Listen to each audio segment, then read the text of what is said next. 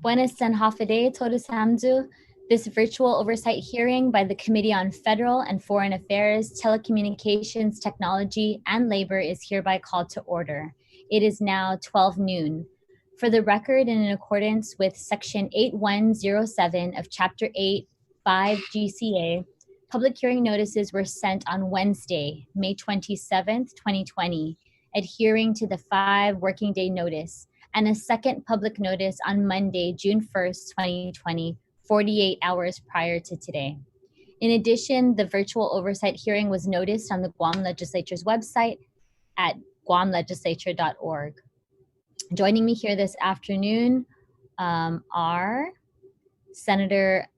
Speaker Tina Rose Muñoz-Barnes, our Legislative Secretary, Senator Amanda Shelton, Senator Jose Pito Cherlahi, Senator Joe San Agustin, and Senator Luis Muña. Thank you very much, colleagues, for joining us. Before we proceed with the discussion of items on our hearing agenda, I'd like to first provide some general rules of conduct for all who are in attendance. The conduct of this hearing shall be as follows. All participants must abide by all rules of conduct and quality assurance standards, including broadcasting from a quiet room with little to no interruptions, broadcasting from a room with adequate lighting, specifically to ensure the participant's face is visible and not backlit, and ensuring the participant's face is visible at all times. When speaking, please ensure that you are unmuted and that you are speaking into your microphone. The chair will invite individuals who have signed up to testify. Individuals testifying shall first be recognized by the chair before speaking and shall state their name and title for record purposes. The order of questioning will begin with the panel of senators who shall complete their lines of questioning for each respective item on the agenda. Each member will be allowed to pose a question to an individual testifying for a round and will be provided additional rounds as necessary. Questions and testimony shall be confined to the substance or nature of the agenda. Personal inference as to the character or the motive of any senator or any individual testifying is not permitted. Any violations of this general rule of conduct will result in removal from the meeting room by the host.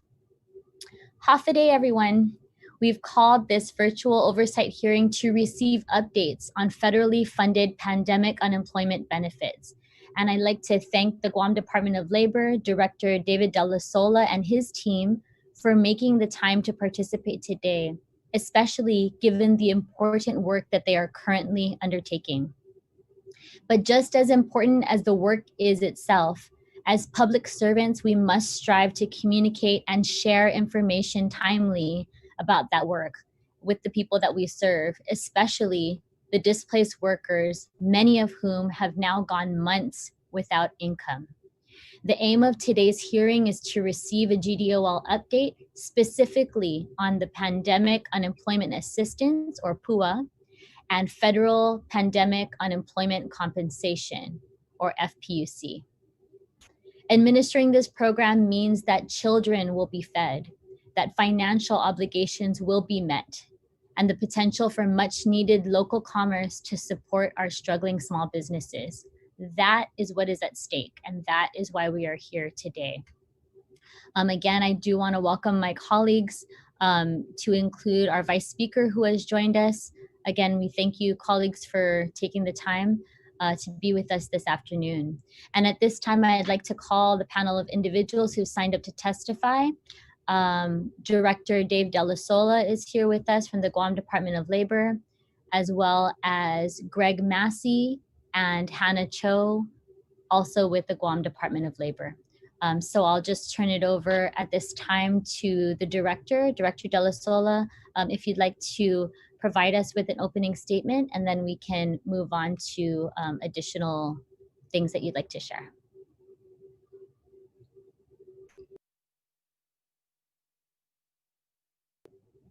Sorry, Dave, if you don't mind, if you could just start again, we're gonna have, there you go, unmute yourself. Thank you.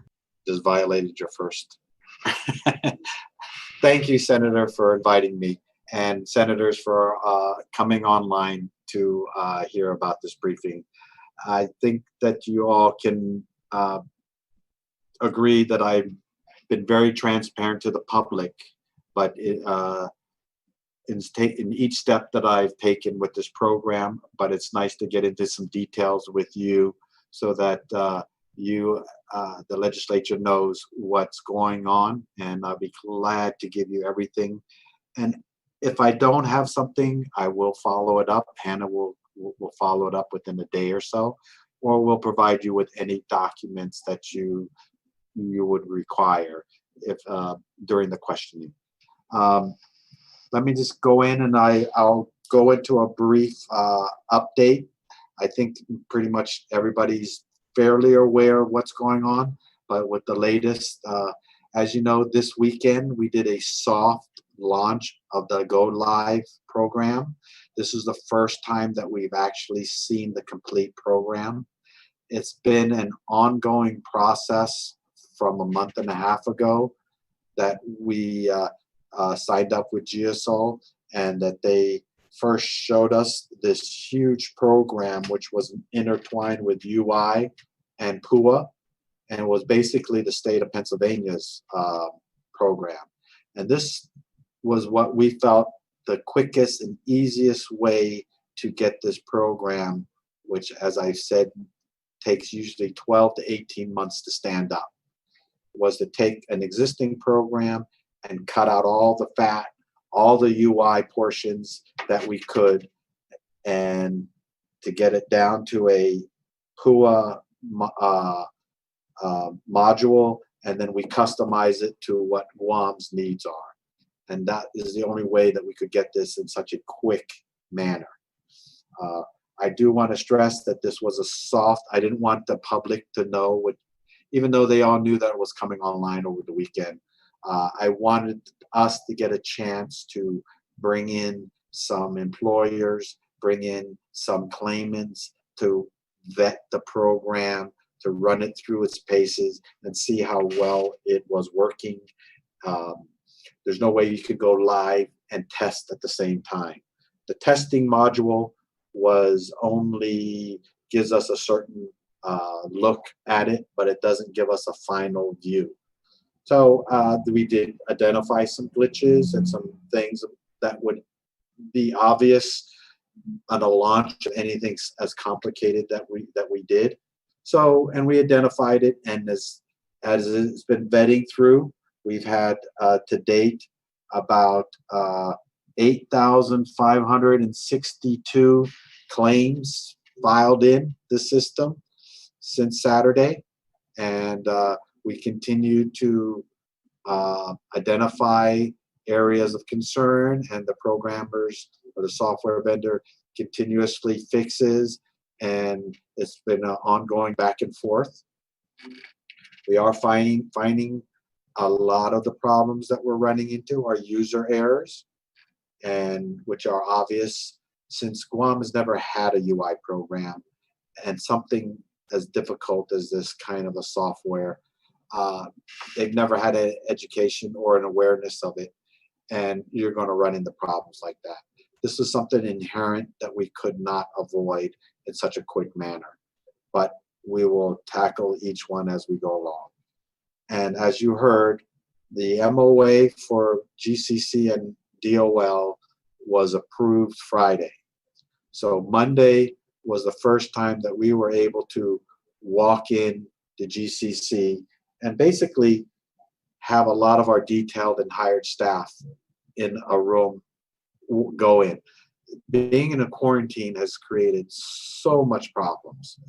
I mean, there's problems enough trying to stand up a whole billion-dollar program than it is to try to do it with quarantine measures in place and not having a place where we can get everybody in and trained. So, you know, they're there, they're standing it up, they're standing up a hotline center, which is already functioning. They are dealing with call-ins with problems that are being identified, and we're getting ready to do the in-person processing. That is all being stood up, tweaked, trained, and getting ready for prime time, which we hope will be Monday. And it will be, I want to stress, it will be by appointment only. And we have to maintain the distancing. We have to maintain the safety of the public and, of course, the employees. We do not want to be part of the problem with reoccurrence of COVID infections. So GCC is going well, considering this is the first time a lot of the employees and the detail staff are together. And we are vetting through the program, and we're doing our best to get all those bugs worked out. And we are addressing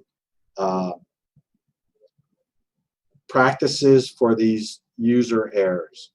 And the one thing that I want to stress is that USDOL is now focusing a lot on the program integrity. A lot of states who are the first, were first out of the gate, were maybe a little bit too liberal in them giving out the benefits. And now USDOL has come in and clamped down on those states. I was in a meeting this morning, a conference call with USDOL, and they were stressing from the secretary and the assistant secretary that the program integrity, and when I say integrity, I mean making sure fraud, making sure that payments are going out to the right people, and that we have the effective measures in place for false claims. So we have to have that balancing act. There is a balancing act between getting the money out to them quickly, but making sure that it's done right. And they are already experiencing, and the Inspector General has already put out notice that they are targeting PUA payment process, and that they are looking for that proper balance of integrity versus getting out payments efficiently. And I haven't been shy about telling the public that there have been organized scams that are nationwide that have stolen hundreds of millions of dollars from fraud rings, internet fraud rings from West Africa, to scammers trying to lure people into pay me a small fee to help you put your things online to get you processed, and they get a hold of your personal information, and then they can run it from there. So the payment side of the program is being worked by DOA. They're in charge of working with our vendors, and they're giving them all the information that they need in order to properly program the payment side for EFTs, electronic funds transfers, and for the checks. I am also working with our vendor. They've, since the implementation in the states that they've done, have some integrity, extra security measures that they're putting into the payment process that they're installing. And the stuff that we're doing with the program talking to the employer side, which I've mentioned previously, that those employers, which we have 1,267 employers that have gone in and put in 23,387 employee separations. So those 23,000 employee separations have all been put in with the employers' names, and those social security numbers are in place so that when the claimant, the employees come in and they put in their social security number, then it talks to the employer side. And that is an integrity module that's in place to help the fraud. That once those people put in their social security, they're given a list of names, and then they have to choose the employer that they work for. Now, we found out that we're running into problems with that because not all employees know the exact name of the employer that they work for. Right. There are DBAs, corporate names, and they work for one of the DBAs that is something that we are looking into. And of course, the more integrity measures that you put in, the more flags and problems that you're going to have and slowdowns. But those are the balances that we have to have in order to ensure that the money that's given to us get to the proper, to our people, and not to some foreign person in Africa or God knows where. Right. And, Thank you, Mr. Director. No, go ahead. So those are the things that we are dealing with and are behind in the background that are running, and why we put in those extra measures in place to ensure that we want to make sure that that our monies are getting out and that everything moves smoothly, not only to the USDOL, but to the IGA, the Inspector Generals, so that when we ask for that second allotment, that there's no concerns or areas that USDOL are hitting us with. That's happening already in the States. I want to let you know that more than half of the states are running into problems.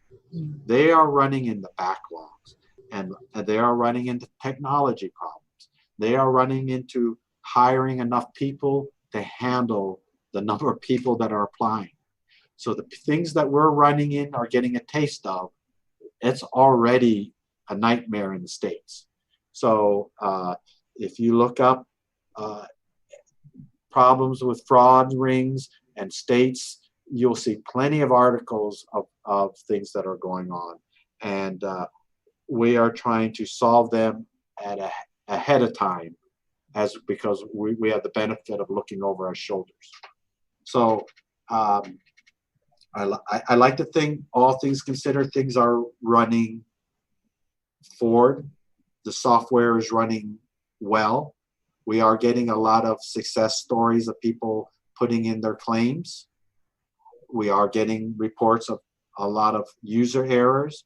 I think one of the biggest common problems is that because the software not only talks to the PUA software, talks to the employer module, but it also is linked to the Higher Guam module.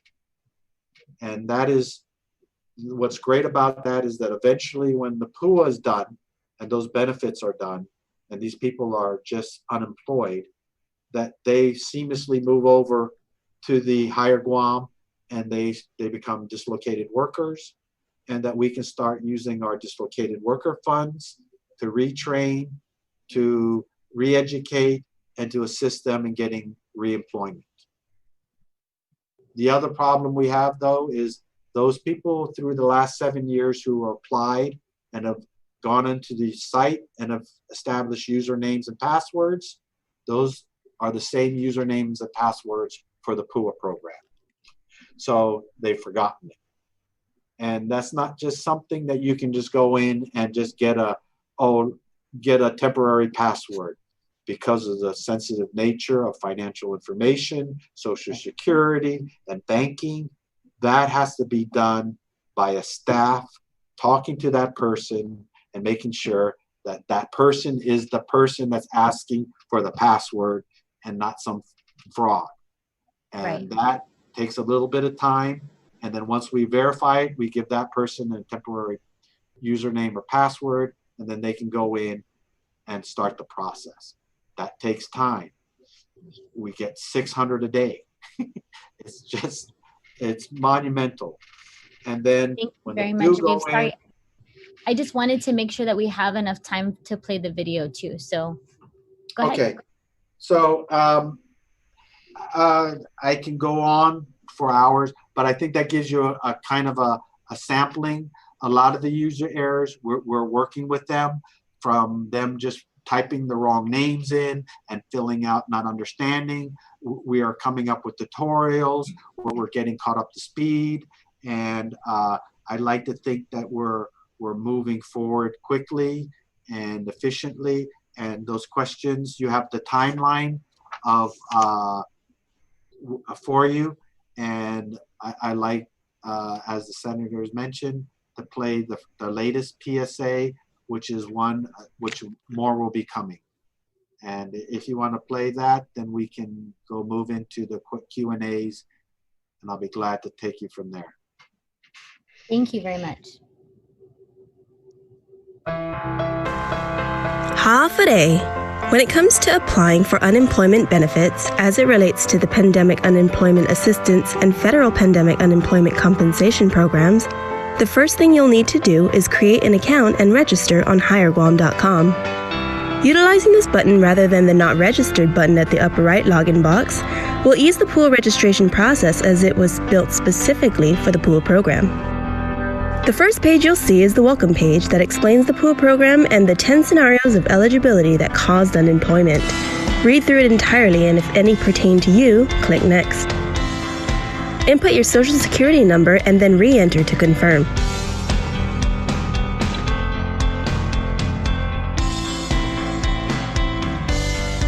Notice at the top of the page, the eligibility section is completed and the registration process begins. In order to complete your registration process, you will be asked to provide the following: a username and password and select a security question, an email address, or if you don't have one, you will be required to create one with the link provided, your residential and mailing address if different, your preferred notification method to receive benefit notices and updates, any prior military or current military service, education, occupation, your preferred payment method, such as direct deposit or paper check. Now, if you opt for direct deposit, you will need to supply your bank account and routing number. And since these benefits are taxable, whether or not you would like your taxes withheld. When you see the page notifying you to proceed to make your PUA claim, you have completed the registration process and may continue to the work history portion of the claims process. Input your last employer data, job title, and employment information. When the system prompts you to enter your last day worked, make sure you enter the date in which your employment status was directly affected by COVID-19. For example, if you were furloughed on April 1st, 2020, but have since returned to work, you will enter April 1st and not yesterday. Complete the rest of your work history information and add as many past employers as needed. Once completed, you will be required to certify that all information is true and correct, that you are responsible to keep informed of program benefits and reading program material, and that you acknowledge that any false statements are punishable by law and could result in a fine, imprisonment, restitution, and a loss of future benefits. Read through PUA's to-do list and take note of the following. Immediately file your weekly claim. Report all income for the week to include tips, commissions, and gratuities, even if you have not yet been paid. If you return to your normal pre-pandemic work hours or return to work and make over $494, you must stop filing a weekly claim. You must be able and available for work. If you are offered your job back and refuse for a non-COVID related reason, you are no longer eligible to receive PUA benefits. And at PCOR 3, you must look for work by contacting at least 3 different employers about job openings. Be sure to upload a valid government-issued ID and supporting documents to strengthen your claim. Congratulations! You have completed the PUA claim filing process. It's time to file your weekly claim. Click on the File Your Weekly Claim button to proceed. Read through the explanation of the weekly certification process and advisories before proceeding. Notice that the weekly certification process begins the week in which you claimed as your last day of work. Answer each page honestly and input additional information as required. However, if you have since returned to work, be sure that on the weekly claim of the day you returned, you adjust your weekly earnings accordingly. Congratulations! You have filed your weekly claim. Make sure you file for all previous weeks you were affected to present. Now continue to file every week thereafter to receive unemployment benefits for those weeks. For more information on how the Guam Department of Labor can assist you, visit our website at dol.guam.gov.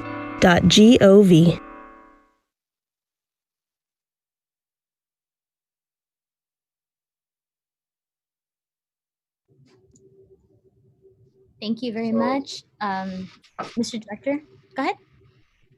So I think you have an idea of what the software looks like. and I will mention that a lot of the questions are somewhat difficult to understand, but are not something that we can mess with. These are questions that are already been vetted through USDOL and the PUA program. And for me to change a question or to make it easier or to say it a different way, I would have to go through the whole process of running it up the USDOL chain to get their approvals and come back. And that would just create more delays. So in the UI world, those questions are what are asked the way they're supposed to be. And I know it's having difficulties with some of our people understanding them. Even myself, I had to read them twice. So, you know, everybody has to be very careful reading those questions. I do tell you it's going to take 45 minutes or so, and you have to devote time and concentration to it. You can't do it while trying to feed your family and doing the dishes and all that stuff. It's something that needs to be done quietly and answered. And unfortunately, sometimes when you make mistakes and you submit it, because of the integrity, it doesn't allow you to go back and change answers sometimes, because they don't want you to say, oh, I got this much, let me go back and change the dates so I can get even more, or do this or that. It's inherent in the system, and I have to take a lot of what it is and have to take it for what it is. I can't change. All I can do is, like I said, make it as simple as possible, put in some explanation blue points in it, and the straightforward layoffs are not as bad as the ones who are reduced in hours and they have to put in their incomes from various sources. That can get a little bit more complicated, but that's the nature of the animal of UI.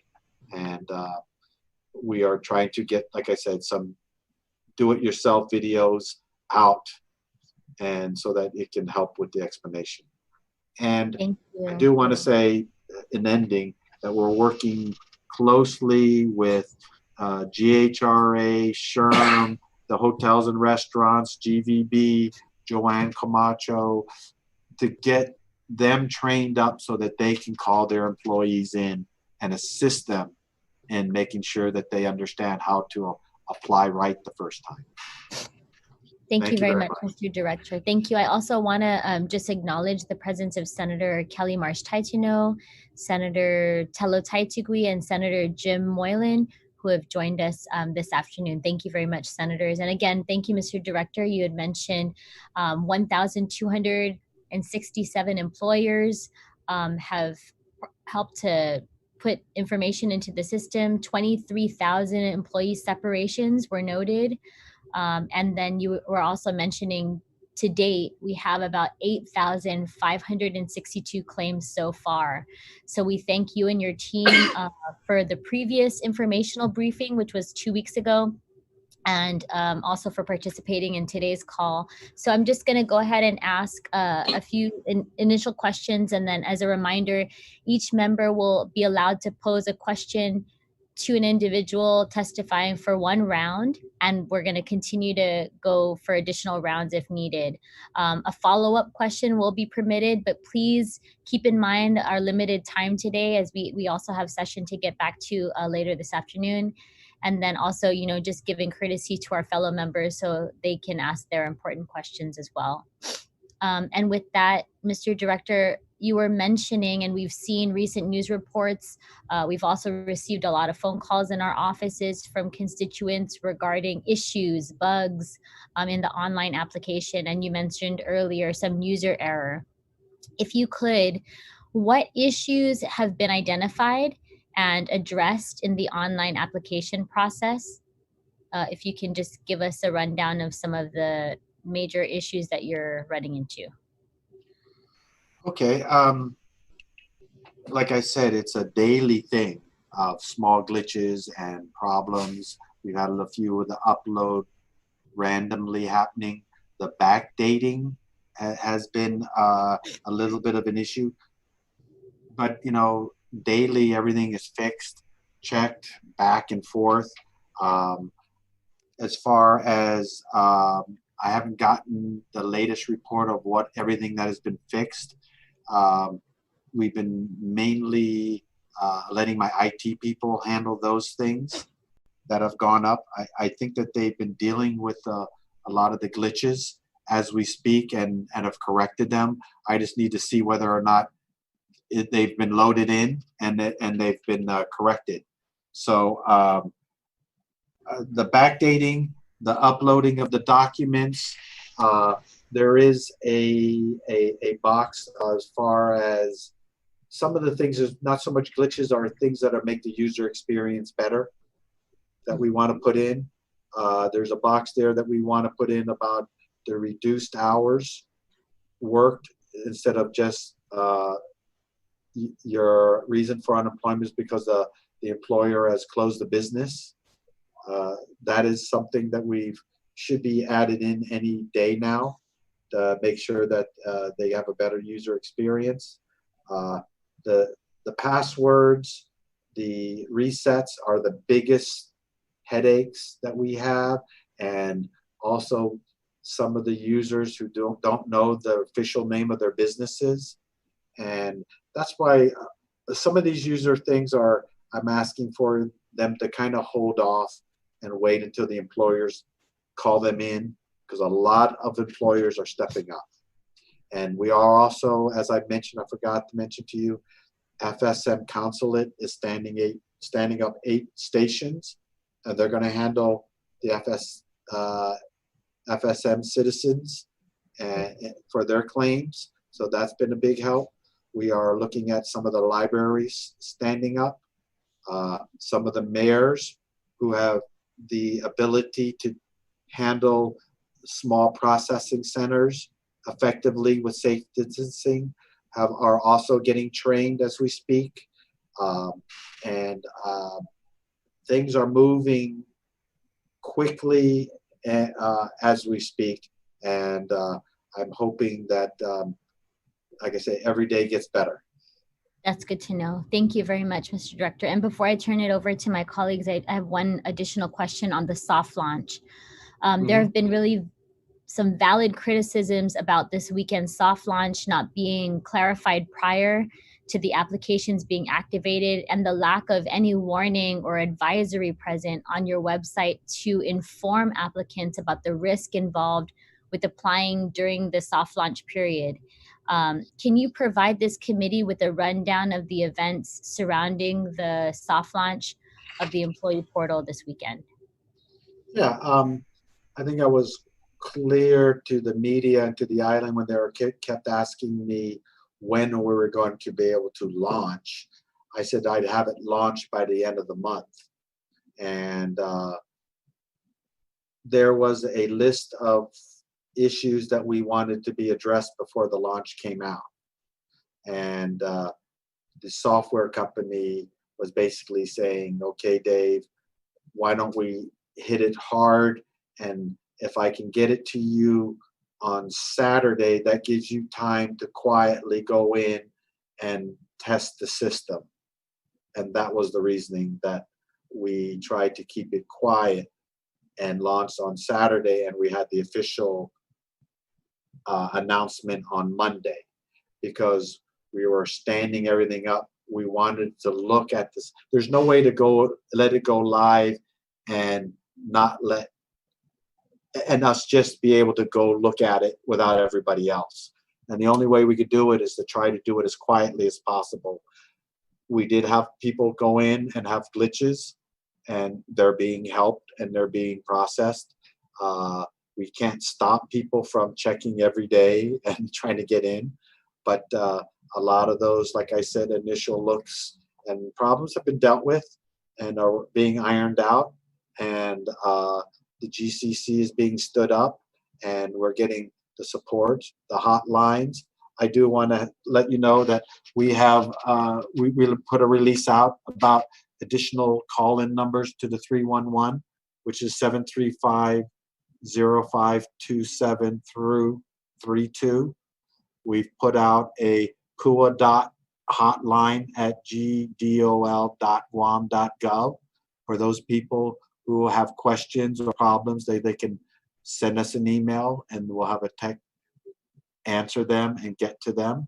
And so this huge program, I had to try to do it. I wanted to do it on a weekend, and it just happened to work that way so that we could quietly go in and vet it out. And Sunday, I didn't know it was going to get hit so hard that we put out a notice to let these people know that. And I think it's hopefully working pretty smoothly now with the 8,000 claims in. And we have a lot of people emailing me and telling me that, it went very easy and successfully. And I've had some emails, of course, with those who have questions and have problems, understanding how to answer the questions. And those are things that are being put together and tutorials are being put, and hopefully we'll get them out soon. Okay, great. Thank you so much, Dave. And then I'm just asking Hannah if she can place some of those phone numbers and the email that you had mentioned on our chat, and we can repeat that before the end of the hearing. But I do want to turn it over. Speaker Barnes, do you have any questions at this time?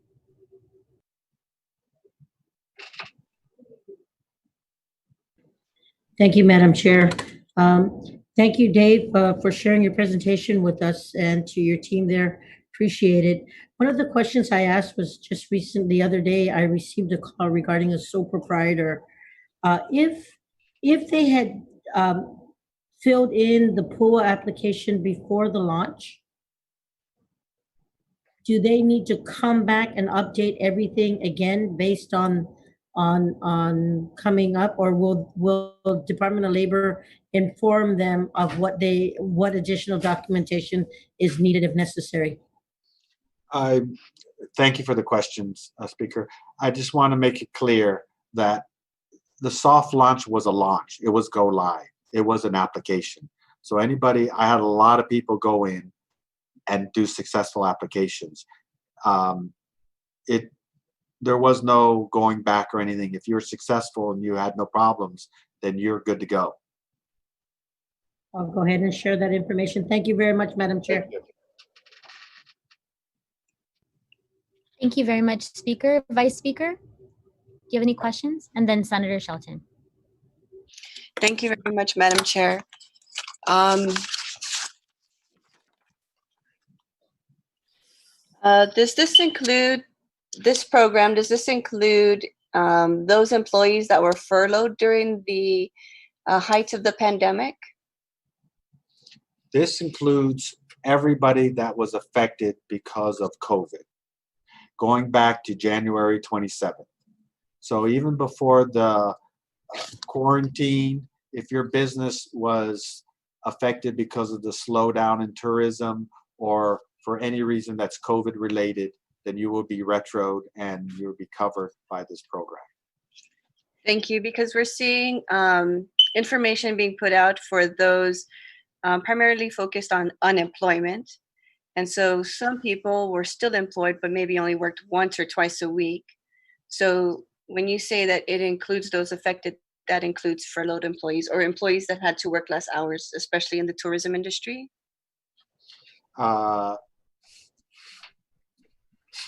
You have to make sure, yes, it does. But I want to make sure it's clear. This doesn't cover people who were unemployed before the pandemic. Right. You have to be affected by the pandemic. And you bring up a good point that I wanted to mention. And this is one of the definitions in the claim that I'm stressing that everybody needs to understand. The word unemployment. Mm-hmm. The word unemployment in the UI means those also that have been reduced in hours. Okay. Not just laid off or furloughed. So the first date of your unemployment was the date that they reduced your hours, not if you were reduced and then laid off. Right. So and that was when the benefits start.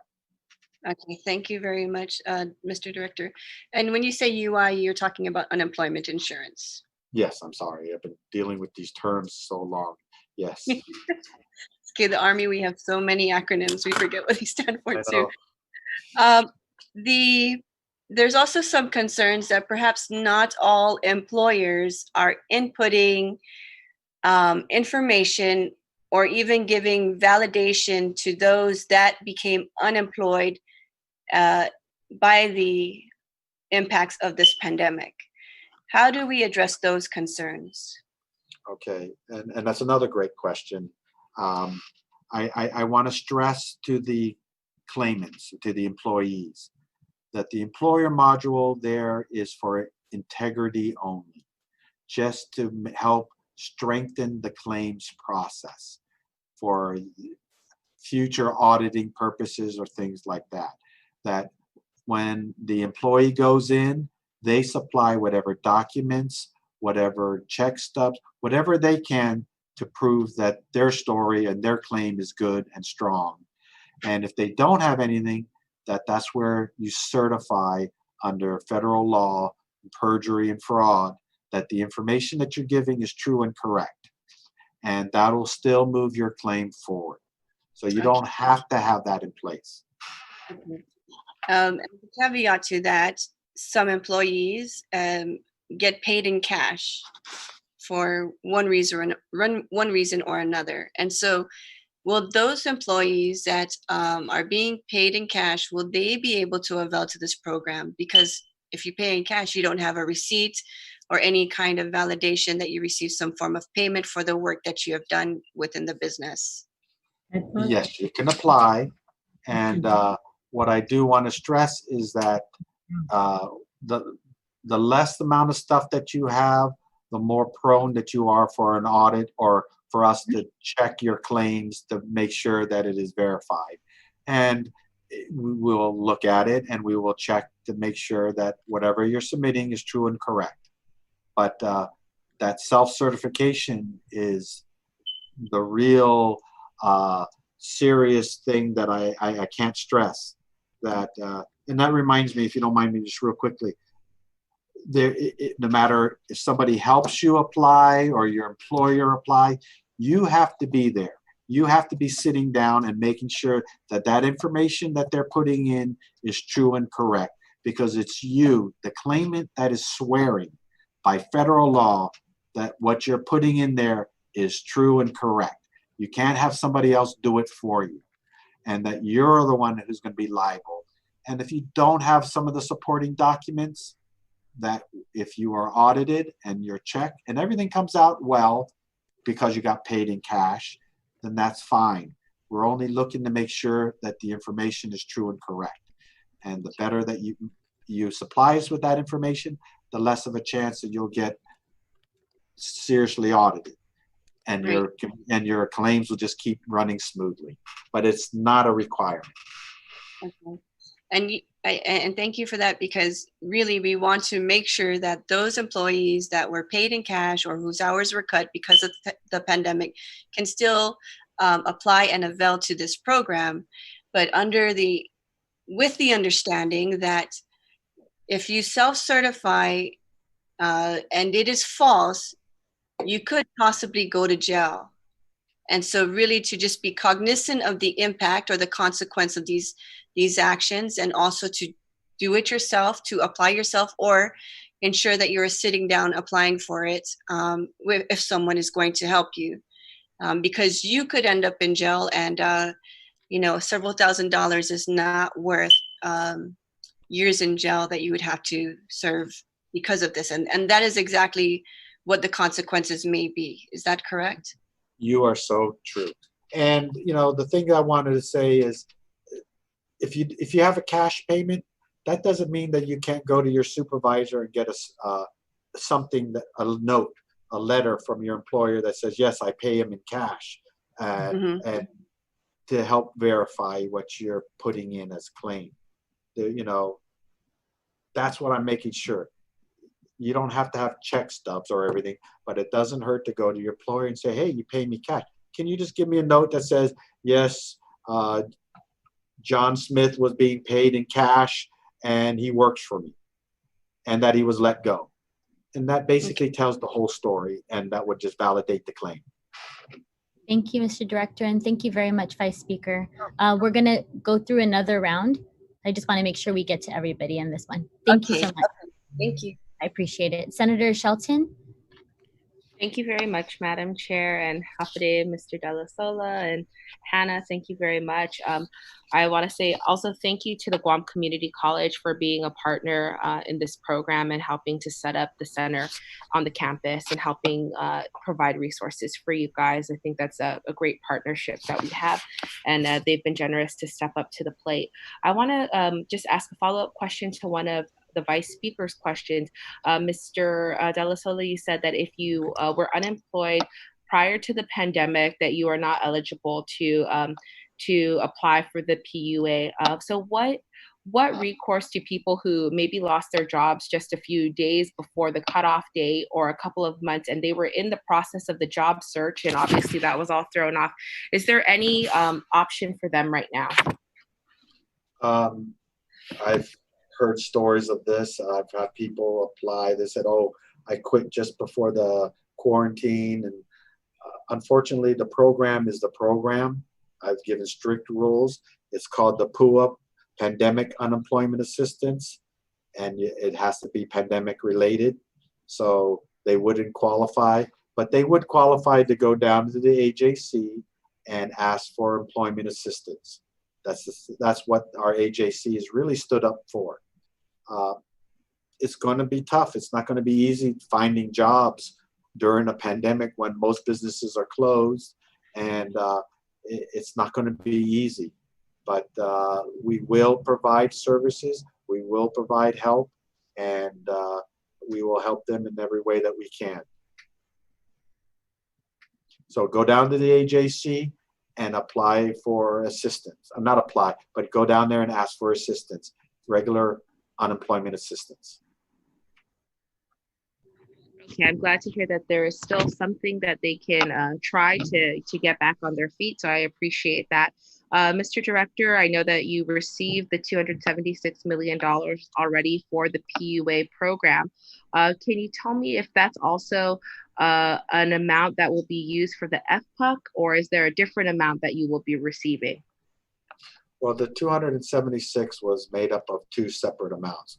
One is the FPUC amount and one is the PUA amount. So they were put together and under that one umbrella. And as they get exhausted, they will give us another amount. So it'll just keep being added on as we go through this program and start exhausting those funds and giving it out. Okay, and so when an individual applies for the PUA, are they automatically enrolled in the FPUC as well, or they automatically apply for the FPUC at the same time as the PUA? It's a PUA. The FPUC is an added benefit to the PUA. So Okay. When you qualify for at least $1 of the PUA, you get the 600. Okay, that's great to hear. It I will goes save hand in hand. my other questions for the next round. Thank you very much, Madam Chair, and thank you everyone at DOL.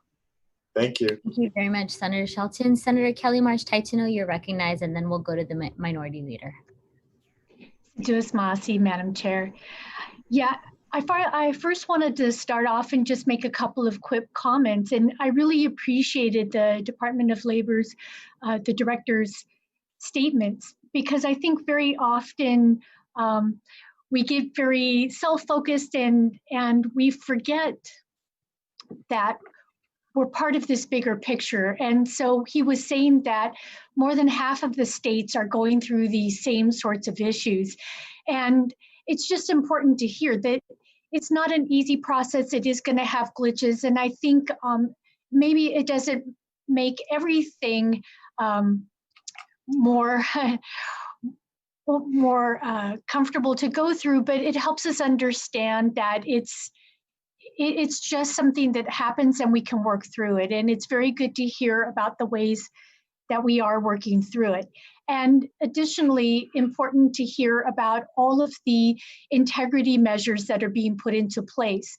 We absolutely want to make sure that this is protected for our people, the intended recipients of this money. And so, unfortunately, it does have the consequences of maybe being more cumbersome and more time intensive, but I think with the bigger picture, if we keep that in mind, perhaps that will help ease our way through some of that process. So the question that I had is related to the numbers, and excuse me if I missed it somehow. So you had mentioned that we're just shy, in a sense, of about 23,400 or so employees that are already enrolled.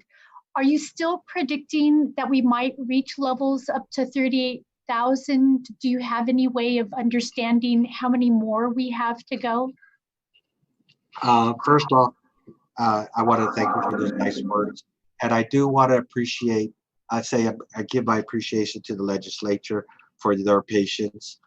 This is a very difficult program to put in, and nobody knows, this is my island, and the people's crying and impatience. And I appreciate the legislature offering their assistance and letting me get this thing going as quickly as possible. I just want to say thank you to everybody. And I just wanted to make sure that you understand, yes, the number that you were saying to 23,387 is the number of employees separation notices that were entered into by employers. That's a separate module. And that helps with the integrity for the claimants when they apply, that once they're verified on the employer side, that for auditing and fraud purposes. And that is the measure for that. And I know USDOL is very impressed with the amount of integrity measures that we're putting in. And hopefully, there's a lot of very smart and intelligent fraud and internet scammers out there that we can curtail it to the minimum, because everybody is getting hit, and Hawaii is not immune to it. They got hit too. And so I'm just trying to make sure that we keep it to a minimum. Sedus Maasi for providing that.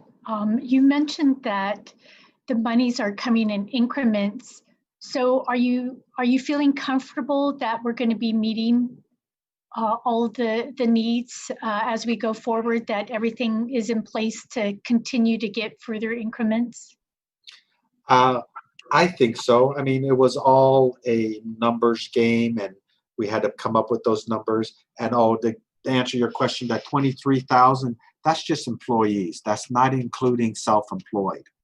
So when you add that into that number, our numbers are getting pretty close. I mean, that gets up there.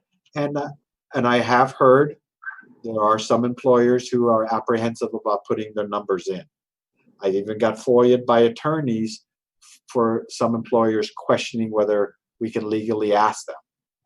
That's a separate issue, and we'll just keep moving forward with what we're doing. But I have no problems feeling that the money that we requested will be enough. I think that we, being the island that we are, that we're getting a strong handle on those infection rates, and that we're coming out of it fairly well. And that means that more people will be going back to work. And that means our numbers and the amount of people asking for assistance for a longer period of time is shrinking down. And that I think our overall numbers, I'm feeling, are fairly good, and we're not going to run out of money. And if we did, I feel confident that they will give us more, because it is appropriated as needed. And I feel if we ever get close to that number, they'll give us more, depending on how this whole pandemic works out. Just Maasi, both of those reassurances are very good to hear, and thank you, Madam Chair. Thank you very much, Senator Kelly. And we'll move to Senator Pito Terlahi and then Senator Tello Taitukwi. Dave, thank you very much for sharing your thoughts with us this afternoon. I just have a couple of questions. Maybe the application needs to come with the employment certification, right? Not necessarily. So you just can base yourself on the application itself, but you probably the reinforcing document that you need is the employment certification, right? What it does, anything that you add strengthens your claim. And that's what I want to make sure. Strengthens your claim so that it has less of a chance of being audited or being checked. And if it is checked and the more documents you have, then it'll be pushed forward. The less documents you have, it might have to go through a vetting process to ensure that everything is true and correct. So Dave, But nothing stops you from applying. Dave, what about those people that are self-employed? How do you come out with a justification? How can they just come out and say, "I've been working my, I don't have any document to really come out with something that is tangible to justify that he is self-employed or she is self-employed." How do you verify that? And that's a good question. And that's where you get creative. I mean, a lot of the self-employed people I've talked to, I've told them to reach out to their mayors. A lot of the mayors know that they are doing whatever business they are in. Some of them have licenses or certifications to do what they do. There's a number of things that you can do to basically prove that you're doing what you say you're doing. And it could come from getting letters from your main customer base to mayors to licenses and anything that you can to prove what you need to prove.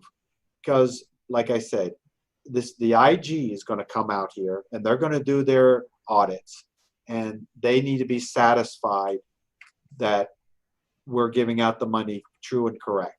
And those are the things that we're asking for in order to make sure that we run a clean program. So with that, probably you need the documents that stipulates the contract, or maybe the mayor's verification, or maybe individuals that have used this particular person to do, projects at his or her house. Maybe some of those documents will reinforce this, right? Yes, because the last thing I want to do is find out that it's not verified and that we have to make these people repay.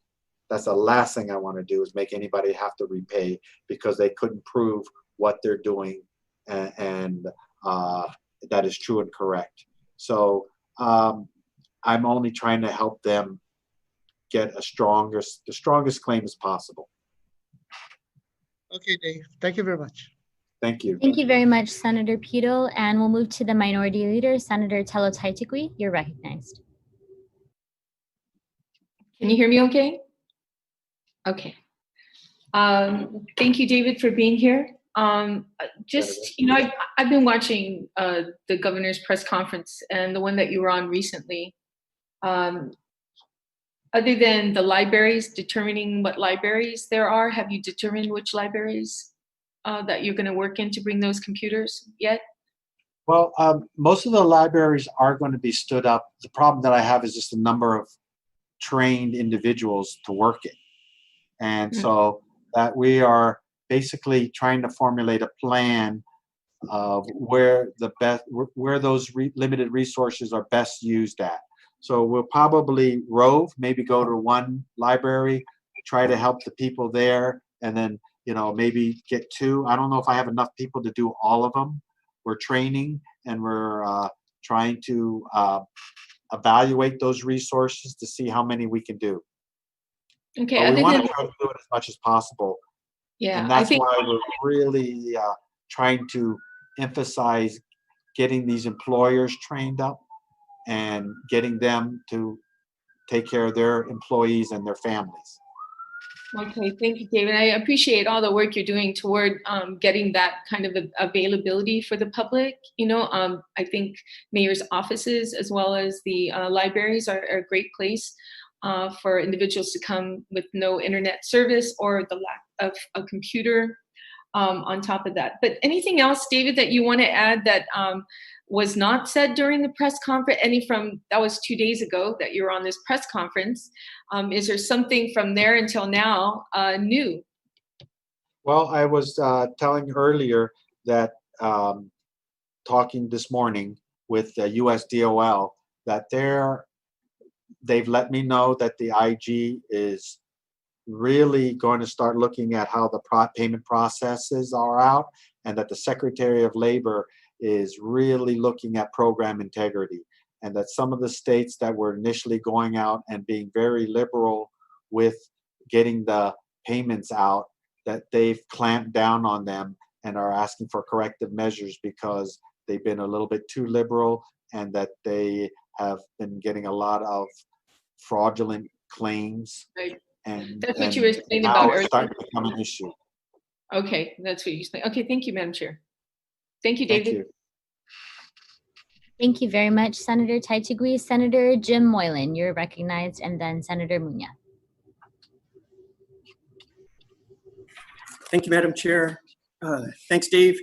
So I appreciate that we could review your contracts online, and I was specifically looking at the funding plan.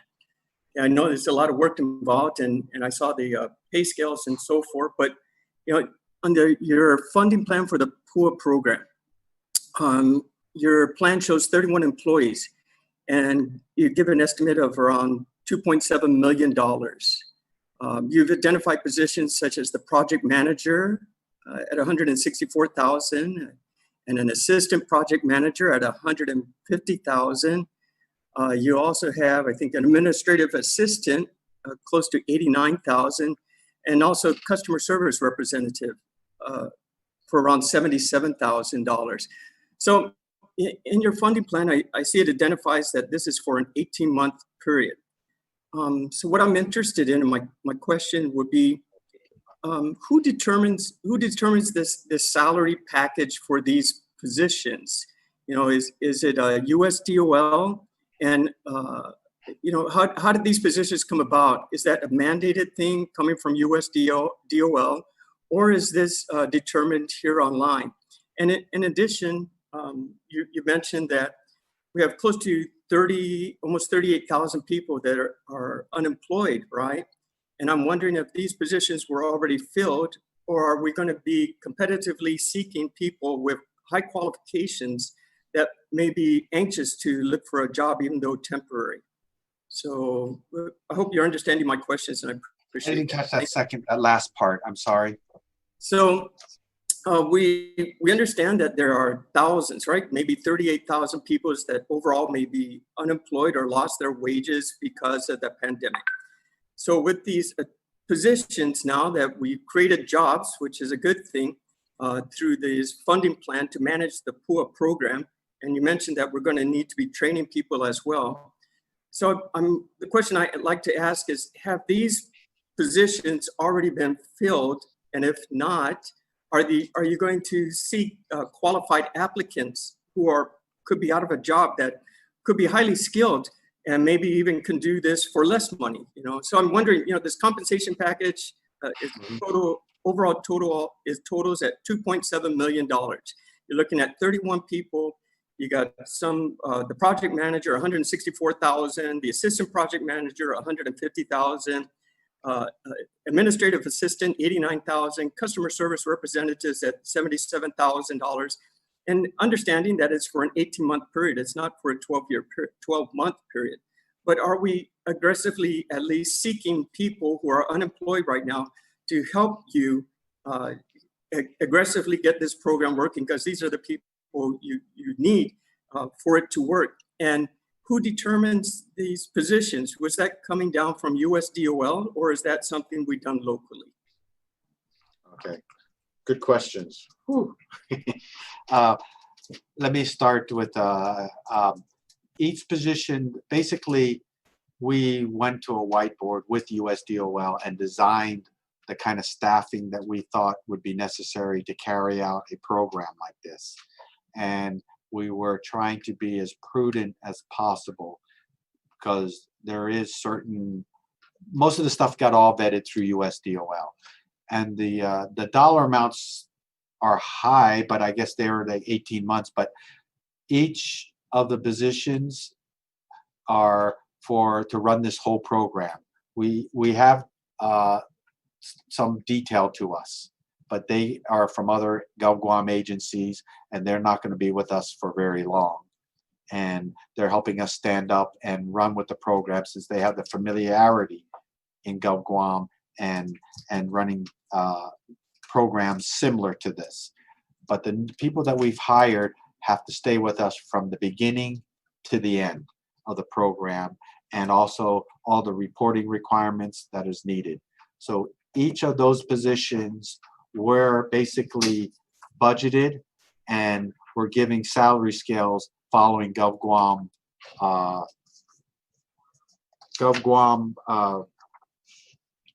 benefits and salary levels. Nothing was given higher or lower, and to include the benefits and everything in there. So each of those salary levels were standard salary levels on the Government of Guam position descriptions. I think that helps answers your questions. Nothing was higher or lower, and to include benefits for the extended period of time, and that we basically laid out to run as much as possible the staff, the call centers, processing centers, and at the various remote sites what is needed. So 31 is not enough as what I need, but was what was vetted through USDOL, and that we thought would get us the necessary staffing from the highest level down to the lowest level to run a program. And we basically didn't have any problems with USDOL. They thought everything that we asked for was reasonable because they were in the process at the beginning. Does that help answer you? And most of these people were hired before we stood up this program. So a lot of the 38,000 are going to be looked at for the DW program.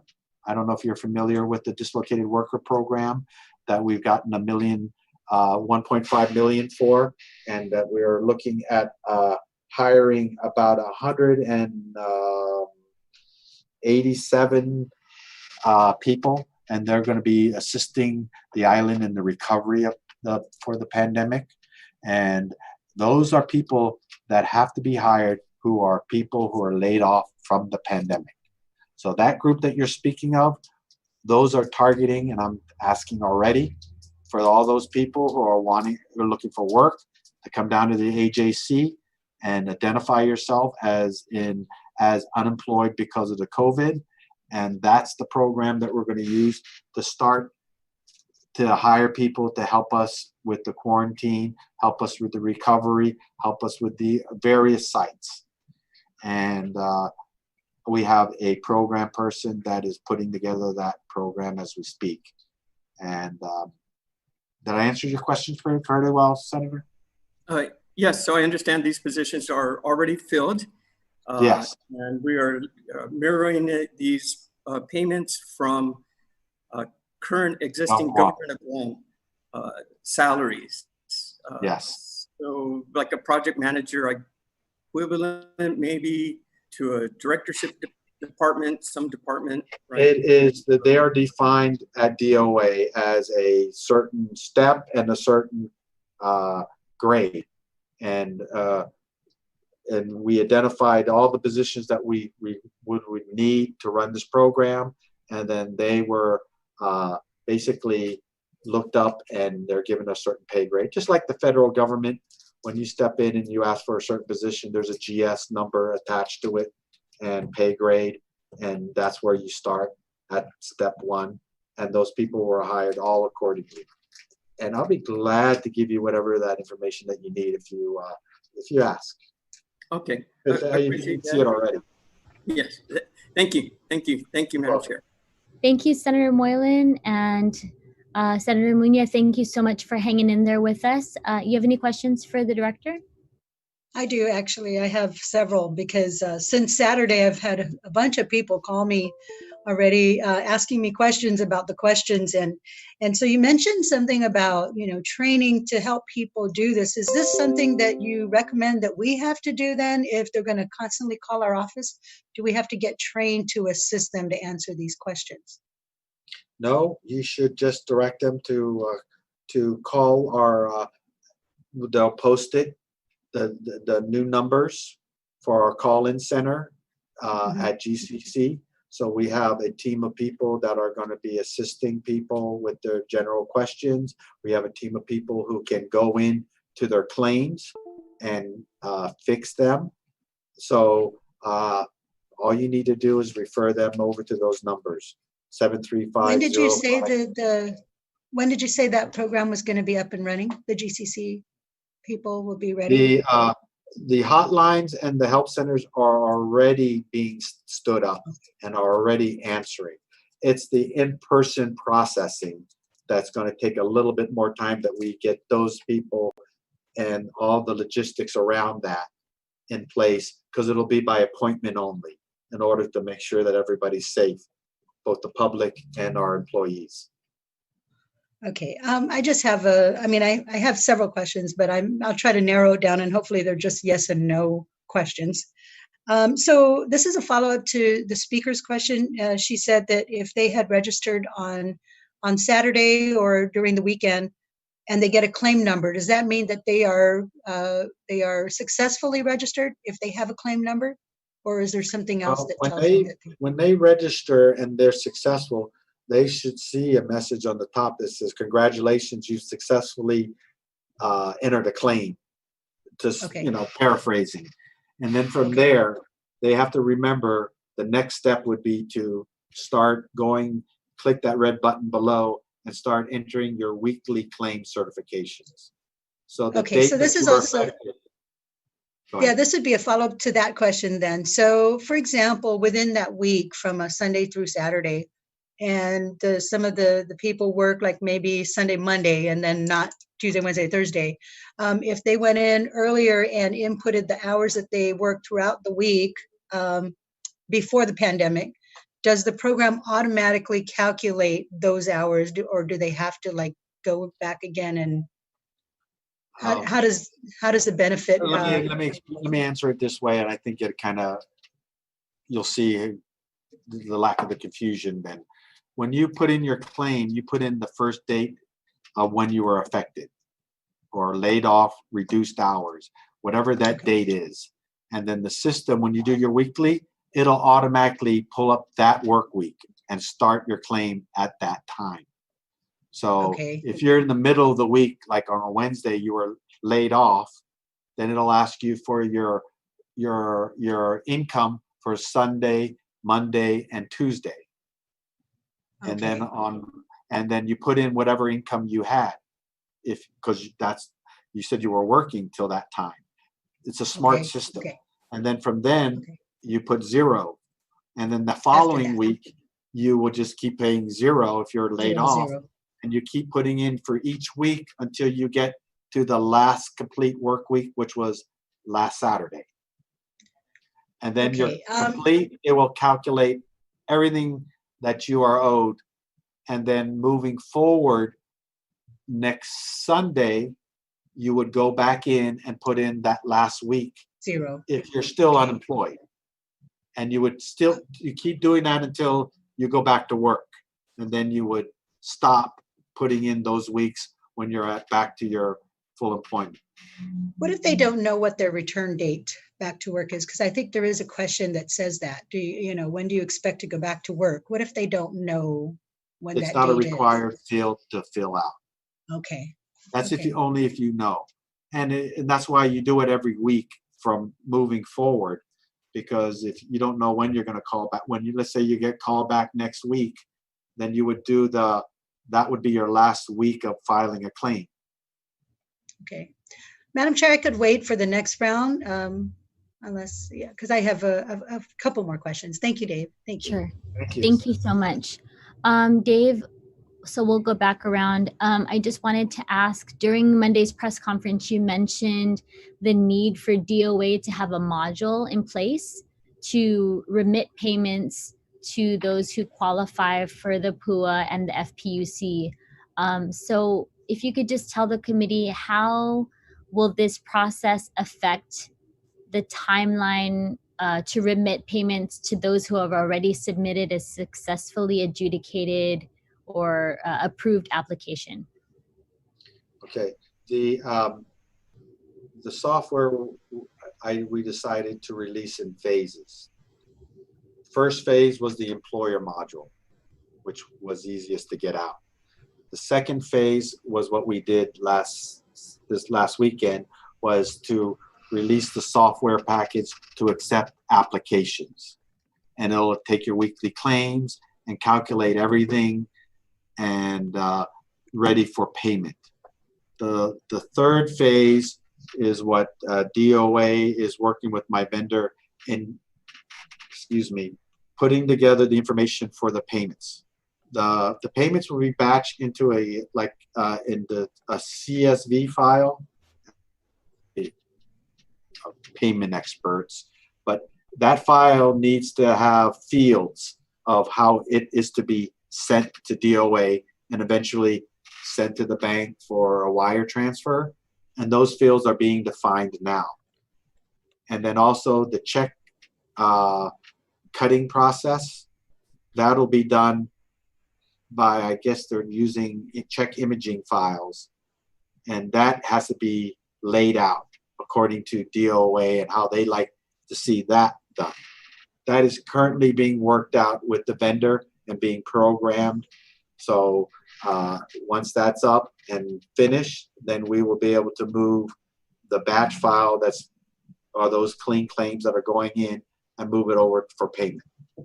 So right now we're just when can people get the checks sent to their accounts if it's EFT? Well, that's what DOA is working with the vendor right now. Okay. And so I hope that it'll be sooner than later, of course. But that is a DOA and I just want to ask how to lay it out question. And, right, and we can follow up with DOA on that as well, but I just want to ask that you please keep this committee up to date so I can make sure that the other senators are aware that we're kind of tracking the progress there. And I have another question, Dave, before I begin the second round. Can you tell us a little bit about the call center? When people pick up the phone and call GDOL, is there a manager? How are questions kind of moved up the chain? If the person on the other end can't answer a question that's being asked, like how are those questions being fielded? Excellent question. And the best way I can answer it is they just walked into that facility Monday, and that's all being stood up and being vetted out. That sounds like a logical process. They are training and answering questions and handling it as we speak. So there is a process. I'm still letting them kind of get it all worked out in the kinks and a process flow. As you can imagine, that they're stood up right when the release of the software, which is not the best time to do that. And so it's all being handled. And I don't have that exact flow yet because it's being developed as we speak. I just have a lot of, a concern for some of the people that are calling. I know that they are probably, they're really at their wits' end. They have been unemployed for months now, and they're, struggling to feed their families. So I can just imagine like the kind of frustration and anger, quite frankly, that they, some of these call center folks might be experiencing, and for good reason, right? We want to be able to help them as soon as possible. So I just want to make sure that we're expressing our desire to make sure that that process is handled fluidly, and that we're just, just keeping in mind what these people are going through, and that we're supposed to be here to help them. And that our ultimate goal needs to be service, and it needs to be getting these money into the hands of our people. With that said, Vice Speaker, do you have any questions for this round? Yes, thank you, Madam Chair. in the video that was played, Dave, there was the updating your weekly claim. And so really just to understand the updating process, if, for example, someone is completely adjudicated, all of their documents are in line, and they are already postured to receive the PUA and FPUC, will they be able to receive that first in a lump sum, or will it be a weekly check given out? Because it'll be backdated, right? It'll be retroactive to, what was the date you gave us? January Well, something? it'll be retro to the date that they were affected. Okay. Each claimant. And it'll be a retro check from the date that they were affected to the present date that we batched the file and sent it for payment. So that would be paid in full, like a lump that sum. will be a large sum of money. And that's why I've been telling the public to please go out and get a bank account, because the high number, they just can't go out and cash and take all this money around. It's not something that is going to be easily done. You can just imagine if 1,000 people got $8,000 checks and they all go to try to get it cashed. So the quickest and easiest way is electronic funds transfer. So just go out, you got time, get a bank account, and just put that routing number and your account number in your application. And then when your payment's ready, boom, it'll just go straight into the bank. Quick and easy versus waiting for a check to get printed, folded, stamped, and mailed. But it'll be retroactive. And then we're looking at probably every 2 weeks to catch up for those weeks that will move on subsequently in the future. After that. Okay, and then, for example, if they're able to find a job, but the job does not pay the same amount, say that the new job that they found pays less than what they were receiving before, is there any program or guidelines to receive some kind of supplement for the new job that they have if they were making less than the job that they lost before the pandemic? Or if they're able to find a full-time job, their assistance will end? If they get a full-time job, then their assistance will end. This is just an unemployment assistance program, not a employment assistance. So the rules are quite clear. Okay. And then just one last question, Madam Chair, for this round. Department of Labor has done such an enormous amount of work to set up this unemployment program. And so we are looking, I'm thinking, are we looking to keeping this kind of infrastructure so that perhaps we can utilize the program that is already set in place to sustain an unemployment program even after the pandemic, whether it's unemployment insurance or an unemployment benefit assistance? Are we even thinking about this, and should we be thinking about this for the future? Because I'm thinking that this COVID cases keep on resurfacing itself, and so is this something that we are looking forward as an option? The best answer I can give you is this is something for you as a legislature, the governor, and the employers to figure out, because this is going to be an added expense to the employer. And that was always been the pushback. So all I can say is that it's a tax to the employee. So this is something that the island has to come together and decide, is this something that we want to do and absorb the expenses of doing this business and having a program in place so that those who get unemployed will get assistance. And then when we get a disaster, it's so much easier for the government just to say, here's some extra money, pay those unemployed that are already in that program, and it can go like you see it in the States, and you don't have to look at me for standing up something that's so brand new. that is something for the island to decide. Something brand new. And thank you for the work. I do want to say that if this is stood up, this is typically the largest division in the Department of Labor, an unemployment division. So it would be a massive undertaking. Thank you very much. And I'm glad that we're starting to have this discussion, because the community needs to know and anticipate future plans and future impacts to address the unemployment here on our island. Thank you very much, Madam Chair. Great question, Vice Speaker. And I just want to echo what the director has said. It's really something that the legislature needs to take a look at, the governor needs to take a look at, but also our business community and the employees themselves. Because, you know, this unemployment insurance benefit doesn't just come from the sky. Everybody has to pay into it. And so because this is a pandemic unemployment assistance, we're getting a huge assistance and help from the federal government at this time. But should Guam be out on our own for something else, like God forbid a typhoon or something else comes further down the line, the employees and the employers have to pay into the system to be able to cash out on this benefit. So excellent question. Thank you so much. Senator Shelton, and then Senator Pito-Terlahi.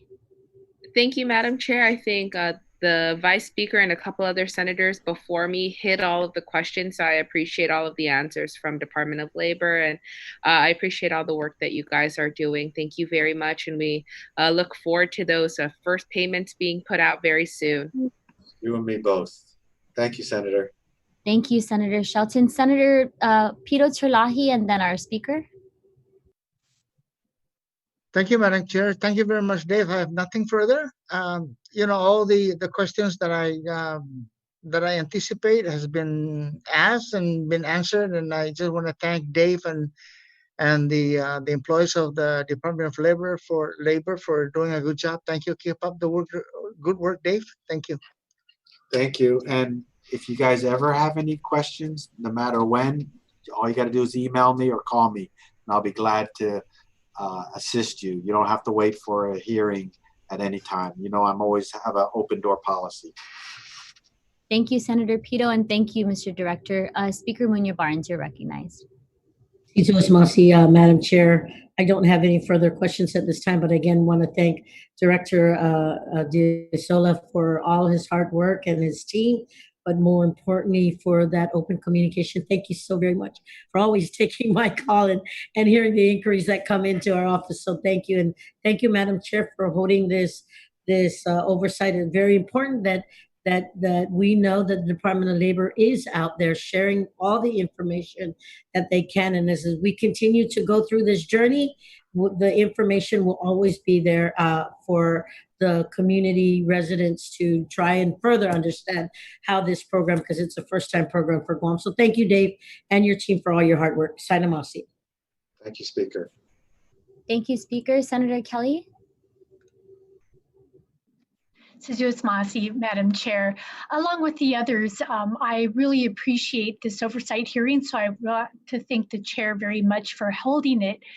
The more that we're being kept updated in increments like this, the more it's keeping us just in the know to be able to pass it on to our constituents and just make sure that we're able to follow the progress and do our part in all of this. And I just want to say, as has been mentioned over the many weeks, it's an amazing feat, really, to have stood up something that's going to accommodate perhaps as many as 38,000 of our community members, and to try to do so in such a way as to have these measures in place, as we've mentioned, that are going to be protecting the money that is meant to be serving them. And so I just want to say that along with the others, I appreciate all of the hard work. I know it wasn't an easy feat. I know there were a lot of sleepless nights, and there probably still are. And I do appreciate the open door policy, because there will perhaps be questions along the way. I'm listening in for right now. I got my couple of questions in early, but I appreciate being able to ask at a future point. So, Masi, Madam Chair. Thank you. Thank you, Senator. Senator Luis Munya, you're recognized, and then Senator Moylan. Thank you, Madam Chair. So I almost want to ask Hannah a question just so she can answer because she's been sitting there silent. But so one of the questions last night that was posed to me was that they're wondering what's the easiest way to upload some of their documents that they physically have to the website. If there's a suggestion on how maybe they can do that, if they have their ID and their check stubs or their 1099s or whatever it is that they have, that their separation letter, what is the easiest process to upload those files if they have a hard copy onto the website? Well, that's a good question. In the claim process, there is a box there where you click and upload a document one at a time. I do want to mention, and what I didn't was that for those who may not have scanners or anything like that, that this application process is very mobile friendly. You can use your cell phone, you can use your tablet and apply for this program. You can simply take your documents and take pictures of it with your cell phone, apply and upload through your pictures. It doesn't have to be a fancy scan or anything like that. So it's a actually it works super simple with the cell phone and tablet. And those are several ways that you can apply. There is a box there that just says upload your documents, and you just, like any way, click, browse, select, upload, and then you keep doing it until you've uploaded all your documents. So they don't need a computer then? They can use their cell phone to apply? Use your computer. Okay. I mean, your cell phone. Also in the, I know some of the questions were already answered too, but if they realize when they registered previously that maybe they inputted something incorrectly during the registration, can they go back to that and change it or alter it in some way? Is that a possibility? Yes and no. You can't just go back and change. It's like when you fill out an application, you turn it in. You can't just take back. You would have to go basically and call into a call center, submit the easiest way is to submit an email that you wanted to be contacted because you have some mistakes in your application, and you would email that to pua.hotline@dol.guam.gov, and somebody will contact you, and a staff will have to go in and visibly change it for you. Can you repeat that again? Pua.hotline? Yeah, pua.hotline@dol.guam.gov. These numbers will be posted to you from Hannah. Okay. Hannah, you heard that. You can get all those things and post it for her, and with the phone numbers.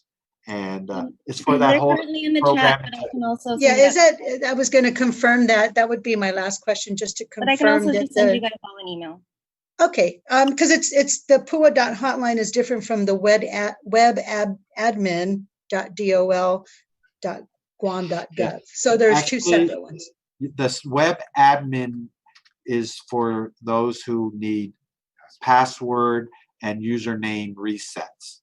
Okay, so that's just for password. That's done by my MIS people.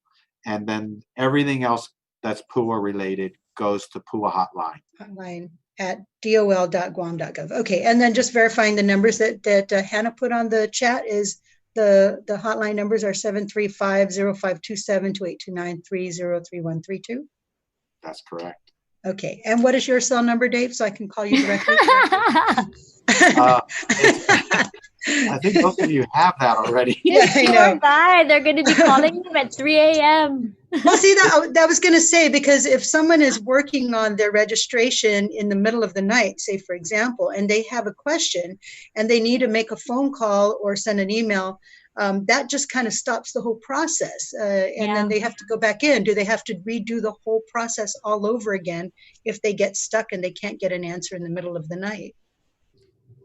They have to just stop, and the application should save to the place that you're stopped at, and then you can go back in with the login information and move forward from there. Okay. Once it's Okay. submitted and it says successfully submitted, you can't go back and change Oh, okay. unless you Okay. get assistance from a PUA staff member. Okay, so that's good information to know. Thank you. Thank you so much. Okay, Dave, thank you. And Hannah and everyone at DOL and Madam Chair, that was my final question. Thank you, Senator Muña. Those were some really great questions. And I just wanted to give Hannah an opportunity. She mentioned something about the documents, like the clarity of the documents. Hannah, if you could just, for everybody watching. Okay, so that's actually a phone call and a question that I've gotten a lot lately as well. Yes, you can use your camera phone to take photos of the documents, but please just make sure they're clear. We've gotten a few that have been very difficult to read. So that's what I would ask the public to please make sure that the photos that they send in of their ID, their documents, their employee letter are clear and easy to read. Thank you. Thanks, Hannah. Senator Moylan, you're recognized. Thanks, Dave. Again, I'll probably come back to you on a separate email and we'll get more of that detailed information. But, you know, us as senators, we're always concerned with the bottom line. We're looking at the budget and we want to ensure, because that's our responsibility. And now understanding that these folks are already brought on, I suppose you hired most of them or all of them by now. And I'm thinking they've been trained, but going back to the chairperson's Senator here's question about, you know, these calls and who's in charge at 311 and so forth. I think we got some highly paid people that can probably take that burden away from you. And if we assign the project manager or the assistant project manager or the administrative assistant to have overall charge on that, just to release some of the burden of your team that they may be going through with these hundreds and hundreds of questions. But yes, I would like further to look into more of the budget that you propose, and I'm sure it's a good program, but just rest assured that's my job and that's what I got to do to ensure things are moving smoothly. So thank you so much. Thank you, Madam Chair. Senator. Thank you, Senator Moylan. We'll go back around for hopefully a final round of questions. Dave, I want to thank you. I know Senator Shelton had asked a question earlier, and so did the Vice Speaker, about people who might not qualify for PUA or FPUC, and other programs that displaced workers might want to consider or apply for. And so thank you for giving us the status of the dislocated worker grant. That was going to be one of my questions. And so you mentioned that 187 people are being hired for this pandemic recovery work. Is that correct? We're taking one or two. I can't remember the exact number, but yes, that's correct. Okay, great. Thank you very much. And then I just wanted to shift to the executive order. So Executive Order 2020-17 allows DOA to recover costs associated with assisting your department with the processing and dispersing of PUA and FPUC payments. Do you expect that this request is going to be made by DOA? If it does, it's certainly eligible for reimbursement. And is there an estimate on how much this reimbursement would be? No, we haven't gotten anything yet. DOA was recently tasked to help assist us with ensuring that the payment module is done. They agreed to accept the responsibility and to do the EFTs and the check writing. Well, we're certainly grateful, especially if it means getting these checks out as quickly as possible, or these EFTs out super fast and to the right people. So one of my follow-on questions was, will the federal funds that were received by GDOL for these programs be allowed to be the source of this reimbursement, or will local budget, our local funds need to be used for this? All things that are related to my PUA program are covered by the federal PUA funding through the budget. So okay, no local funds will be. The only time the local funds were used was when we were first standing it up before we got the budget approved, to help us move the project along at the very initial start of this program, when we were still trying to negotiate the budget, putting it together, and I was trying to stand up and get things rolling, that the governor was allowed to use local funds to help us stand up, and then we reimburse them with the federal funds once we got it done. So no local funds are being used. Thank you very much. Madam Speaker, do you have any questions for this round? We're going to try to wrap up. No, okay. Vice Speaker, do you have questions? Yes, thank you, Madam Chair. I just have one last question. Because we are starting to talk about, anticipating the future or being proactive in how we will address unemployment on Guam. And I thank you for, really helping us facilitate this discussion, because I think this is a time that we can look forward and start seeing what we can do to help our island community. So they're not going months and months and months without any form of money to sustain themselves and their families with the basic necessities. And that's the issue here. They're not able to even afford the basic necessities. And so I wanted to ask, has it been discussed if we can utilize, because we're receiving about $1 billion, a little less than $1 billion for this PUA and FPUC. And so I'm thinking that, are we able to utilize this this money as a kickstart for an unemployment insurance program to be able to use it as a reserve, so we can kickstart the program and maintain the program longer than the I think you mentioned 18 months, right? Is there a way that we can look towards utilizing this money for this specific program and try to sustain the program? Not that I'm aware of. This money is strictly for this program. What it does give us at least a relationship with our software vendor if we so choose to get a UI program. Of course, during a non-emergency, we would bid that out and everything, but we've already gotten that practice. Have we asked that question? They said, yes, they do it. Well, they do UI, and they do for many states, and they are available. And right. It's just a matter of the island. I'm sorry to interrupt you. I know that we're short on time. That's why, and I don't want to keep you any longer. No problem. I'm talking about the PUA money. Have we asked that question if we can use that, if the government can use that as a kickstart for a future unemployment benefit or insurance plan? Have we asked that question to the federal? Would you be able just to? Question to ask, because right now it's only for the pandemic. But as we start recovering and we're sunsetting, those are certainly things that maybe we can ask for. Doesn't hurt to ask, right?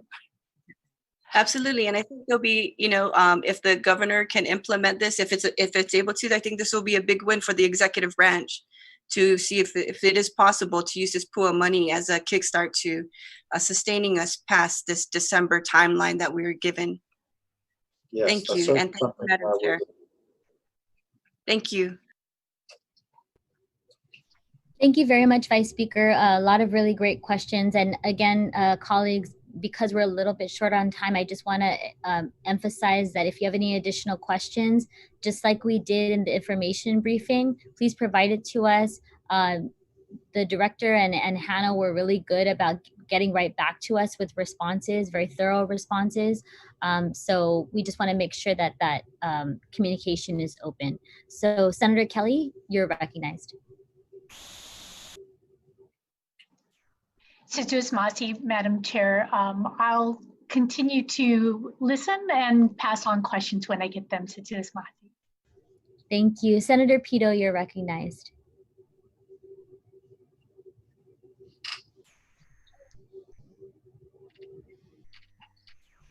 Thank you, Madam Chair. Nothing further. Okay, thank you very much, Senator Terlahi. Senator Luis Muña. Okay. Thank you. Thank you very much. Thank you so much, colleagues. Dave, I do have one additional question, and then I'll send the rest of them via email. But I think an important detail in the executive order is the suspension of the requirement of a claimant to be, quote, actively seeking work up until PCOR 3 is declared. And I guess I wanted to ask, how do you plan on communicating this temporary exception to employees? And how do we plan on ensuring that all the claimants are aware when this requirement is reinstated? Because they don't have to do it now. They don't have to hassle with it now. But when PCOR 3 hits, I just want to be very clear that this is going to be a new requirement for people. I just want to make sure that we're being very transparent with them, that we're communicating this very important requirement at the onset. That's a very good question. And when you fill out the application, on the box that talks about that you have to be willing and able, you're going down all the checklists, it's written in clear language that you don't have to check this box because it is waived because we're in PCOR 2. So it's very clear verbiage that it's waived on the application. It's clear itself. That it's temporarily waived. Yes, yes, okay. Temporarily waived. So they okay. know. And if you can, I'll try to go through it on our end, but if you can just send me that section just so I can see. I'll send you a screenshot of it. How's that? Okay, that's wonderful. Yeah, so, and we'll also send you additional questions that we had on the application center. I'm sorry, just one last question. Did DOL consider utilizing maybe a pre-application process to try to help assess for disqualified candidates or to assist applicants that may not have had the ability to use a computer properly, just to try to comb through some of this user error that you're having, and then also to try to alleviate some of the traffic towards the web portal? We were considering a paper application, but we were advised because of the COVID and the number of hands, and it would have just not been safe having thousands of applications go out, running around the island, and then putting them all, accepting them all stacked up and having people go through there. That it was suggested that we err in the side of caution and stick to the online application process like they're doing everywhere in the States. Okay, nobody has a paper app. Okay, I appreciate that very much. I just want to take the opportunity to thank our partners at the Guam Department of Labor, Director Della Sola and Hannah Cho. Thank you so much for joining us this afternoon, for your presentation, for answering our questions, but more importantly, for all the work that you and your team are doing. 2 weeks ago, we held an informational briefing about this federal unemployment, all the federal unemployment programs. And since then, the first installment of federal funding has arrived. The online application was launched. So there's a lot that has been taken place in the last 2 weeks, and we've all come to witness that these are unprecedented times. So especially in light of that, it's really incumbent upon us to ensure that our people receive the means that they were promised by the Congress, and that they are provided the necessary information to support themselves, information and resources to support themselves during this time. It's very clear to me that while a lot of work has been done, there's still a lot to do, especially as GDOL gears up for this in-person assistance for the PUA application that's going to be available at GCC. This committee stands ready to support the department in any way that it can. And with that, and seeing as how there are no further questions and other questions will be submitted, we'll go ahead and adjourn. And I just want to offer a Sudus Maasi, Todes Hamzu, Porifanatin Mizu Pagu, the Committee on Federal and Foreign Affairs, Telecommunications, Technology, and Labor hereby concludes this virtual oversight hearing. Written testimonies may be submitted through email at Senator Biscoe Lee at guamlegislature.org, or they may be submitted via our Dropbox at 163 Chalan Santo Papa here in Hagåtña until the close of business on Wednesday, June 17th. This virtual oversight hearing is now adjourned. The time is 1:50 p.m. Sudus Maasi, everybody, for your time. Thank you. Thank you.